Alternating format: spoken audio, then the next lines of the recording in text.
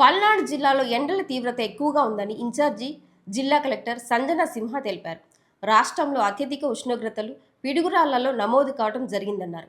ఎండ తీవ్రత వలన ఫీల్డ్లో పనిచేసేవారు ఉదయం 10 గంటల్లోపే ముగించుకొని సాయంత్రం 5 తర్వాత పని కొనసాగించుకోవాలని తెలిపారు. ముఖ్యంగా 60 దాటిన వారు, పిల్లలు, గర్భిణీ స్త్రీలు ఉదయం 10 గంటల నుండి 4 గంటల వరకు బయటకు రాకుండా చూసుకోవాలి అన్నారు. జిల్లా వైద్య అధికారులు అప్రమత్తంగా ఉండి హాస్పిటల్ నందు తగు మందులతో సిద్ధంగా ఉండాలని ఆదేశించారు. చిలకలూరుపేట ప్రభుత్వ హాస్పిటల్లో జనరేటర్లో డీజిల్ లేక కరెంటు లేక ఇబ్బంది పడ్డ నేపథ్యంలో షోకాస్ నోటీస్ ఇచ్చామన్నారు. ట్రాన్స్ఫర్లు పేలి గాయాలైన సంఘటనల్లో హీట్ తగ్గిన తర్వాత ఆయిల్ మార్చాలని సూచించారు.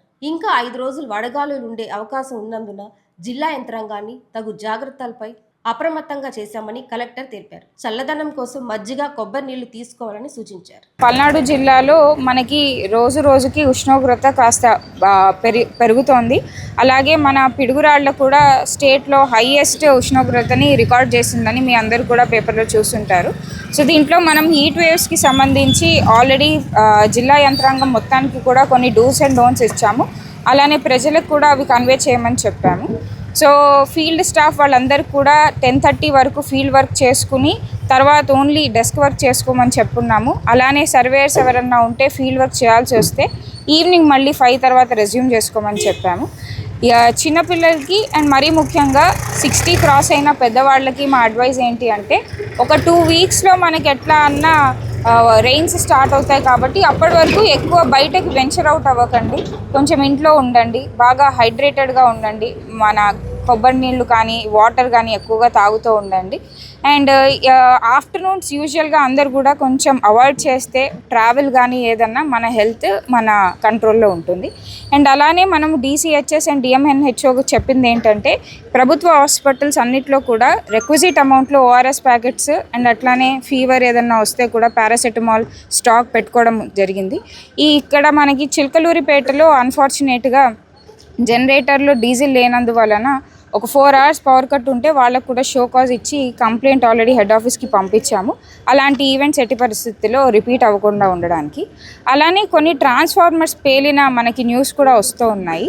దీంట్లో CPTCL స్టాఫ్కి అండ్ ట్రాన్స్కో స్టాఫ్కి ఏం చెప్పామంటే, ఆఫ్టర్నూన్ అవర్స్లో ఎప్పుడైతే ట్రాన్స్ఫార్మర్ బాగా హీట్ అయి ఉంటుందో అప్పుడు ఆయిల్ చేంజింగ్ లాంటివి మీరు చేయకూడదు.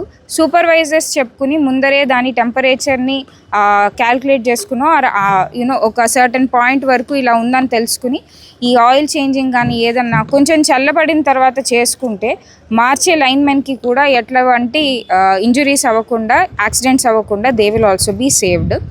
తర్వాత ఇలానే మనము ఈ ఓల్డ్ ఏజ్ సిటిజన్స్కి సంబంధించి ఆల్రెడీ తహసీల్దార్స్ కూడా ప్రతి దగ్గర ప్రెస్ నోట్స్ ఇచ్చున్నారు.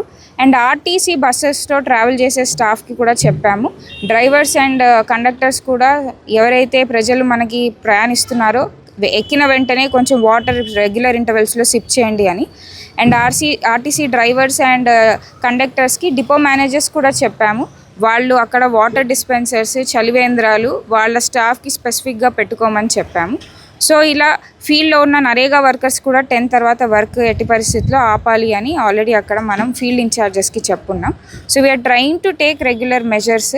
కానీ అలానే మేము కోరుకునేది ఏంటంటే, ప్రజలు కూడా అప్రమత్తంగా ఉండి 11 to 4:30 అనేది మీరు కొంచెం ఇండోర్స్ ఉంటే అందరికి కూడా అది ఆరోగ్యానికి మంచిగా ఉంటుంది. ధన్యవాదాలు.